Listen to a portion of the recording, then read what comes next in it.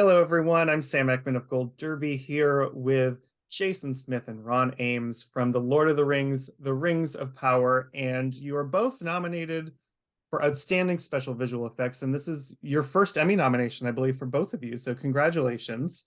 Uh, how did it feel when you found out you were nominated, one of six for this show? Maybe I'll jump in first. For me, it's just so fantastic to see the hard work that everybody around the world put in. I don't know if most people realize that on a show with this much in terms of visual effects, we have hundreds of artists like spread all over the globe. In every kind of corner of the globe, we have people, and that each one of those people kind of had their work represented and recognized. It's really, really satisfying because I know that everybody who worked on the show, it was a passion project. They loved being on the show. They loved Tolkien, and it's kind of really rewarding to bring Middle Earth, to the screen again and be recognized this way. It's nice. And really, to that point, we had artists who actually came to Weta to New Zealand to work with Weta to join ILM and the various companies from all over the world, and they literally came and camped out to get jobs because they wanted to be part of this. So it was really a dedicated workforce. And I would also say for both Jason and I, this is our first nomination and our first show ever for streaming or episodic. Both Jason and I are features, so this is our first outing. So we earned as we learned. And it was quite different, I will say that. Pretty good for your first outing, I'd say. Ron, we talked, before about kind of the holistic approach that there was to the effects and the design on this show. And so I'm curious, because we have two of you here, what was it about your dynamics together? What made this a really fruitful collaboration between you two? I'll say that Ron and I tend to be complementary. Like the talents that I possess and the talents that he possesses are kind of a yin yang situation. And so where I tend to start stretching, he's there to kind of reach across and kind of pull and help me to close the gap. It really is a scenario where the two of us working together seem to really have this synergy and be able to do more together. And I think when we started the show, we sat down and Ron, I think we were in the writer's room with the postcards on the wall and kind of in the Holy of Holies and realizing the work that we had ahead of us. And we just started talking about reality. We just started talking about, we're making a fantasy show that's so much fantasy. We were surrounded by it and so much imagination from the writers. It was incredible, but also daunting, just to support all of that. We decided that one of our main values was reality. And I think Ron was the one to put that into words in that moment. So Jason and I had a similar view about the challenge and how we were going to approach it. It was, while we had overlapping skill sets, underlyingly, we both had a view of visual effects as a tool, not that is on its own or by itself. It's part of the filmmaking process and cannot be relegated to this is something we do at the end. And on a show like this, where probably a full 67 to 70% of the show is visual effects. I mean, we touched 70% of everything seen, invisible as well as visible. The contribution is like, well, how do we create the woof and weave of all of the departments together? We knew that that's how we were going to have to do it. And Jason and I are both been filmmakers for a long time. And so we knew that we have to speak to all the departments in a unified voice. And we had to be all one thing. It wasn't, this is post-production. It's like, no, from the very beginning. And we would say, scale is such a great example. I'd say to Jason, I was going to say scale is a great example, right? That was what I would say to Jason. We'd sit with the writers, they'd say a story. Okay, great. And we like pretend like we got it. And we go in the other room. Oh my God, how do we do that? And I remember when scale came up, you looked at me and said, Jason, is there any way, other than all of this multiple costumes and stuff, is there any way to do this? And I really sat there and I thought about it. If you remember, like, I thought to myself, like, is there really any way to do this that doesn't get in the way of the performances? And I just looked up and confidently said, no. And you said, are you sure? and I said, I had to say no. But it's a great example of what Ron was talking about, the work that we were doing kind of being at the hub of all the departments. Because if you think about scale, we have to help educate everybody. We had Scale Academy that we ran so that every department could learn how we were going to do scale on the show. People that walked in thinking, oh, it's just a visual effect and we'll handle that later. They could learn, no, this cannot get in the way of the performances, and here's how we have to build the costumes, and here's the ratio that we have to build sets, and here's why we do what we do.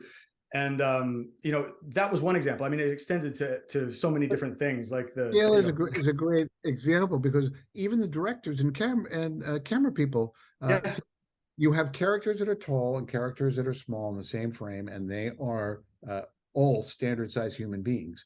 What language do you even use to describe the prop that needs to be built, or the costume, or the actors you have to find? And where are you going to find those actors? You talk to casting, it's like, can they look like Jason would like go to great lengths to describe body shape and form? And you'd say, well, we can find small people. It's like, all over the world, yes, and we're bringing them in from all over, literally, Great Britain, and small and tall people who are willing to be a part of this adventure and create an ensemble of actors working together. We'd have to teach the actors, we'd have to teach the director, we'd have to and so our director would put the camera in a place, and Jason would have to come over and say, no, you can't have the camera to go up smaller. All these tricks. You're making them look like a human. Yeah. Well, something on a very large scale is some of the creatures. And Jason, I know you are a creatures guy from plenty of your past film work, but this one you get to introduce some new ones that I think we haven't seen from Middle Earth in a screen adaptation, like the sea serpent. But then there's really iconic ones like the Balrog, which I think even casual fans would recognize that figure. So how do you go about introducing that and saying, okay, we're our own entity. How do I make my Balrog? Yeah, well, I mean, first of all, you have to pinch yourself that you're, in that situation. And then, for me, I take it extrement seriously. Like, anybody who wants to know kind of what goes into that process, it's, I want to come at that from a point of view of respect for the artwork that I grew up with, the calendars that I grew up with, the paintings. And I want to respect the film work that's come before. And I want the audience to feel like, oh, I know what that is. It's familiar. But I also want to show a different type of respect and reverence for what's been done before by saying that it should be our own thing, And I love that in Tolkien's world, there's plenty of room, for characters like the Balrog, who's a Maya, to take on different forms. So within that kind of cloak, we can say that in this age, they could have a slightly different look. So to that point, I think one thing I did with my design team, and we worked with a few different designers, but we ended up going with a design by Alan Williams. Sorry about that. What I talked to each one of them about was sit down and don't look at anything, including the artwork you loved as a young person, or any films or any cartoons. Do not look at anything. Just sit down and just think about that character, read this description by Tolkien, and start drawing. And it was amazing, the beautiful things that came out, and so much creativity. And what I loved about Alan's was that it definitely had the sense of like, okay, that's the character that we can recognize. So much so that I think many people, were putting them side by side and saying, wait, is this the same thing? And but at the same time, it was extremely different. The horn designs is very forward and aggressive in a way that the other one was kind of more rounded and kind of came around this way. The face is much longer. The whole face was, totally different. And it wasn't just redesigned. It was designed from scratch. And that's something that we really want to do across the board, and not just to be different. Not just to say that we did it different, but because this is an opportunity for storytelling. And that's something that I've been learning from Ron and from the showrunners and from Lindsay, is that as we're doing this work, there's really, there's the art of it, and there's the wow of it, and there's the summer movie aspect of it. But the storytelling is really the critical thing. And if you get that, then everything else falls into place and you're in good shape. And if you stay out of the way of the performances, then everything else falls into place and you're telling the story. So yeah, designing these creatures, I think of it as storytelling. You know, we're really kind of laying out the different pieces of them that we think are going to make, you know, the story come to life. And what, you know, it was funny on this one, we had some of the original crew that, you know, that was working with us that were like, oh yeah, I actually worked on the original of that character. And so there was kind of a spiritual kind of correctness to that felt really nice to me, you know, that and they were just as excited, by the way. You know, some of these guys were just as excited to rejoin us, and they were sitting right alongside the people that Ron talked about who came to the facilities to work on the show. So there's this beautiful I don't know, this beautiful kind of round connection between all of these people working on this. And this story, by the way, about this one character, it extends to all of them. I want to add, I just want to add, because Jason really is, I learned so much about how to create. So there's world building, that is a whole other technical and a creative process. Creature building is a creative process too. You are actually creating a life form, and Jason would go into the most unbelievable detail about every one of these creatures, and encourage the artists to work in all different medium. It was drawing, it was clay, it was wooden sculptures. It wasn't just one thing. And then the research that would go into analogous animals or creatures that actually do exist in nature, or combinations of creatures, and putting that all together with the muscles that are underneath. In medical terms, we had drawings and paintings and animal behavior studies. It is unbelievable. And just to also add, Jason also created the relationships of our orcs.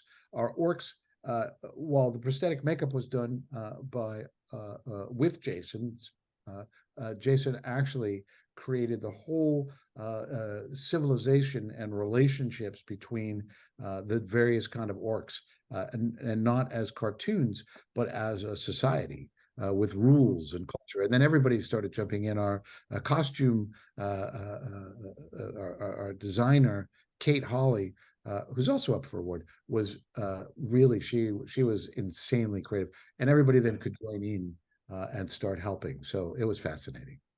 Yeah.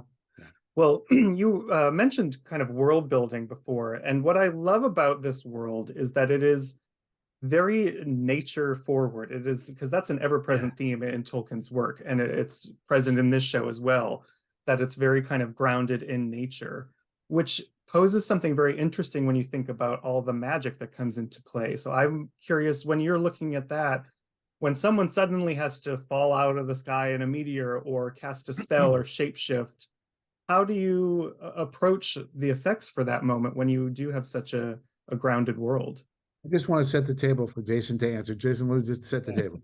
No, go for it. Go for it. For every one of these things, we would sit down, Jason and I first, and then including the showrunners and creators, and we would set up values and rules about how we had to create this. It wasn't, oh, what looks cool, although that was part of the calculus. But Jason, tell us, how did we do it? I mean, Ron, you did a great job of setting the table there, because, you know, without those rules, and those rules applied to everything from environments to creatures to magic, you end up kind of flailing around. And we really wanted to emulate what we had read about the way Tolkien approached things. You know, when he approached this big fantasy world, have you heard the quote that he gave, that if you're doing something like this, I'm paraphrasing drastically, if you're creating a world like this, it's best to start with a map and let the story, you know, connect to that from there. And I love that he started from a ground. You mentioned grounding, right? He started from literally the ground of the story and then built from there. And I think that, you know, having that kind of foundation and the rules and some of that minutia, the audience might not know all of that, and we might not have to reveal it, or we don't have to expose it to them, but they will feel it. You know, they will feel it because it starts to have a reality to it. It starts to gel in a way that's like, okay, this does feel more realistic. And critically, very importantly, that extends to the actors as well. When you've got magic going on, you're definitely into the performance arena, and you're working with actors, and they're doing, such fantastic work to portray their characters. And now when you introduce magic, you now are able to give them, well, here's some foundation for you. And what we found, I think what Ron and I both found, is that when we got to those conversations, with the directors and the showrunners about, like, well, here's what this magic moment might be, that you could work with the actor on. It was received with like kind of a refreshment. They were just, okay, great, yeah, that actually does make sense. And what it ended up being for our show is that we wanted our magic, as you said, to be grounded in the natural world. That's kind of how Tolkien wrote it. And now that's not to say that something can't glow, or that something can't, travel from here to there through the air or something like that, or float. There's some little supernatural things, but we always tried to connect it to something natural. And it sounds like maybe you noticed that, and I hope that people felt that even in the most supernatural moments, we were trying to use dirt, and leaves and ice and water and, these things. And it wasn't just like, because we're constrained. It was because we wanted to be consistent, and that's something that we want to continue. So. Elements in if you look at electricity, it's magical. I don't know how electricity works. Something in the wall, but it's magnets. It's magical. If you take that to what we don't understand in the natural world, and then include in that the shaping and shifting of physics by powers that we don't fully understand, that then becomes magic. And then, okay, is it consistent to itself? Does it adhere to rules? Is it physically possible? What would it look like if you did that? That is the questions we asked, and everything had to go through that filter, and then it had to look cool as well. And we felt that grounding was so important because, again, I know I'm restating this, but there's so much fantasy. There's already so much fantasy here for us to believe. We have to believe Numenor for the first time, that we wanted to give the audience as much to go on that was real as possible. With magic, we apply that to everything, like the Palantir, the way that it shows its visions. It wasn't just because of the way it looked. We had a reason. And I remember the day that the showrunners asked me, this is cool, but hey, why is it doing this? And I had the reason, and I gave them the reason. And if you go look at that, you can kind of guess what the reason might be. And they just needed to know and appreciated that had been thought through by me and Ron, and that we had an idea of it. But it extends to things like the environments as well. That same question, I think we could answer in a similar way, that if we are going to take the audience to Numenor, then what can we give them to grab onto? They're desperate. They need something real. They need something tangible. And so every location on the show, every digital location or mix, always had one or more real world environments mixed in. We got in helicopters and flew to those places. Jason and I, and we would the icy waterfall in episode 1. Jason and I went in the winter in a helicopter with a team, and we rappelled out of helicopters onto the icy floor and took a week before it melted and photogrammetry, and built the real. What you see is based on those photographs. Jason went underground into caves to get. Oh my gosh, I have stories. Khazad-dûm, and what those textures were, shooting photography and photogrammetry and textures, and getting shapes of rocks and light reflecting off of the cave entrance. Literally, there's not one location that doesn't have a correlate. And we would get in helicopters, shoot photographs, shoot plates, and sometimes there are 5 or 7 different pieces of real world put into it. Numenor was based on Jason shot flying up this river, and that became the entrance to Numenor. So, it's a massive undertaking for sure. Go ahead. Well, does that, it's a massive undertaking, and I think fantasy really provides the sort of fertile ground for this type of visual effects work. And I know quickly before I have to let you go, you said this is both of your first series. Does this type of undertaking, does it make you hungry for like more TV work, more long-term or 100%. Long-form storytelling? 100%. I have the taste now. I love film work, I do, but this has been so rewarding. The long form allows storytelling at a depth that is a luxury to me. And I think that the opportunities to help with the other departments and kind of collaborate, they feel, because of the structure of streaming, it's just so fantastic, and there's so much opportunity to help to contribute that I think I'm addicted.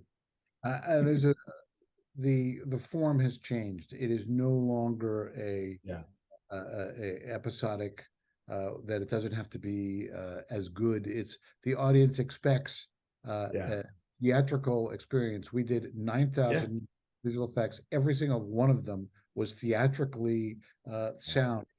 When we did an IMAX version of episode 1 and 2, and when we blew it up to IMAX, it held up. It looked beautiful. It's 4K UHD. It is unbelievably detailed. There's no part of it that's like, oh yeah, this is TV. It's like, no. It is theatrical quality, just 8 hours of it. It's amazing. Well, thank you for bringing us 8 hours of Middle Earth, and congratulations on your Emmy nominations. So thank you so much. If you're out there watching, make sure you subscribe to Gold Derby, and Ron and Jason. Thanks for joining. Thank you for having us. Good to see you, Jace. Talk to you soon.